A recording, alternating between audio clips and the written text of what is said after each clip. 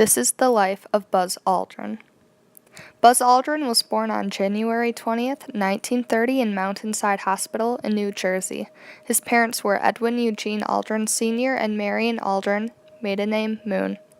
He was born Edwin Eugene Aldrin Jr., but legally changed his name in 1988 to Buzz because of his youngest sister mispronouncing brother as Buzzer. During his childhood years, Aldrin was a Boy Scout and earned the rank of Tenderfoot Scout. Buzz's father studied physics with Robert Goddard and enjoyed professional occasions with Charles Lindbergh, Jimmy Doolittle, Amelia Earhart, and Howard Hughes. His father was the person who introduced him into aviation. In high school, Aldrin focused on sports and hated homework, but his father intervened and he gave up sports for academics. After graduating Montclair High School in 1947, he went to the United States Military Academy at West Point, New York. Buzz graduates from West Point Military Academy third in his class and goes on to become a United States Air Force fighter pilot. After graduating, he found himself flying Sabre jets in the Korean War. In this, he showed his skill and bravery by completing 66 combat missions and downing 2 MiG-15s, and in recognition of his achievements, he was awarded 2 Distinguished Flying Crosses and 3 Air Medals. Buzz earns a doctorate degree in astronautics from the Massachusetts Institute of Technology. Dr. Aldrin wrote a doctoral thesis on orbital rendezvous that developed techniques which would prove crucial to the future success of the Gemini and Apollo programs. Dr. Aldrin talked about his early interest in aviation and his exposure to legendary aviators including Jimmy Doolittle and Billy Mitchell. Dr. Aldrin, whose doctoral thesis work was on manned orbital rendezvous, was selected as a NASA astronaut in 1963 after completing his thesis in aeronautics and astronautics. On his first spaceflight on Gemini 12 in 1966, he completed 3 spacewalks, participated in 3 space rendezvous maneuvers, and conducted a gravity gradient tether demonstration. 1963, Buzz is selected by NASA to the 3rd group of astronauts. His orbital rendezvous earns him the nickname Dr. Rendezvous. On November 11, 1966, he orbited the Gemini 12 spacecraft, a 4-day, 59-revolution flight that successfully ended the Gemini program. It proved to be a fortuitous selection, for during Project Gemini, Aldrin became one of the key figures working on the problem of rendezvous of spacecraft in Earth or lunar orbit and docking them together for spaceflight. In 1966, Buzz is selected as backup command module pilot, along with backup crewmates Neil Armstrong and Michael Collins for Apollo 8, man's first flight around the moon with a successful return. During the mission at 68 hours, 58 minutes, and 45 seconds, just when they passed by the moon, they lost signal. At that moment, the main crew were the first to see the moon's far side. Separation of the command module occurred at 146 hours and 31 minutes. A double skip maneuver conducted during the re-entry steering phase resulted in an altitude gain of 25,000 feet to 30,000 feet. The re-entry velocity was 24,696 miles per hour with heat shield temperatures reaching 5,000 degrees Fahrenheit. July 20th, 1969. As part of the Apollo 11 mission, Neil Armstrong and Buzz Aldrin become the first humans to set foot on the moon. Though Armstrong was the first man to step on the moon, Buzz Aldrin hates being called the second man on the moon. Armstrong first stepped on the moon, leaving behind the quote that we still hear today, "That's one small step for a man, one giant leap for mankind." When the lunar module landed on the moon, only 30 seconds of fuel remained. 20 minutes after Armstrong stepped on the moon, Aldrin followed, leaving the words "magnificent desolation."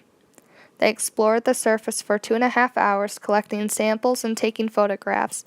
They landed on the moon and returned safely. 40 feet down, 2.5. Picking up some dust. feet, 2.5 down. Big shadow. 4 forward. 4 forward. Drift into the right level. 6.5. Contact light. Okay, engine stop. Houston, Tranquility Base here. The Eagle has landed. Roger, Tranquility. We copy you on the ground. You got a bunch of guys about to turn blue. We're breathing again. Thanks a lot. Okay, Neil, we can see you coming down the ladder now. I'm at the foot of the ladder. The lamb footbeds are only impressed in the surface about 1 or 2 inches. I'm going to step off the limb now. That's 1 small step for man,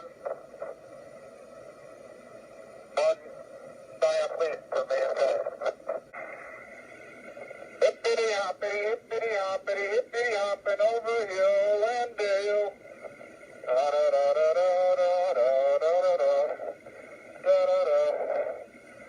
Hippity hopping along. 1 ignition. Right away, Houston. Vector good. We're burning flat.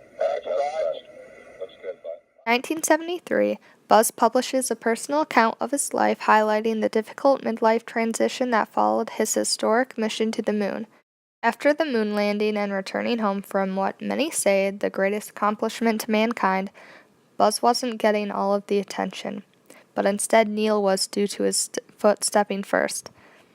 From then on, he hasn't felt like he was getting the attention he deserved compared to Armstrong, which then led to depression and heavy drinking. It's hard looking back not to think that going to the moon might have been the worst thing that ever happened to Buzz. He never really recovered from the experience and has spent the rest of his life in the lee of that day. In 1973, after leaving NASA, Buzz serves as a commander of the Air Force Test Pilot School. The AFTPS is where the Air Force's top pilots, navigators, and engineers learn how to conduct flight tests and generate the data needed to carry out test missions. 1 year later, he retires from the United States Air Force completely. In 1993, Dr. Aldrin received a U.S. patent for his design of a permanent space station. His plan is to have 14 berthing zones for smaller transfer spacecraft that would travel between it and larger craft like the shuttle. He also thought of other smaller, unmanned stations devoted to zero-gravity experiments deployed around the space station. Mr. Aldrin's design, though large enough for a crew of 8 to 10 astronauts, can be launched in one piece and then unfolded in space. 2002, Buzz is appointed by President Bush to serve on the Commission on the Future of the United States Aerospace Industry. The organization was created in order to study the future of U.S. aerospace industry in the global economy and to assess the future importance of domestic aerospace industry for the economic and national security of the United States. On December 18, 2003, the Columbia tragedy forces the grounding of NASA's shuttle fleet for 2.5 years. Space Shuttle Columbia broke up as it returned to Earth, killing the 7 astronauts on board. NASA suspended Space Shuttle flights for more than 2 years as it investigated the disaster. An investigation board determined that a large piece of foam fell from the shuttle's external tank and breached the spacecraft wing. This problem with foam had been known for years, and NASA came under intense scrutiny in Congress and in the media for allowing the situation to occur. In 2005, Buzz releases his first children's book after 50 years from walking on the moon. The picture book is Aldrin's story, in his words. Becoming an astronaut took more than education, discipline, and physical strength. It took years of determination and believing that any goal was possible. To wrap this up, I've decided to add a funny meme, so enjoy.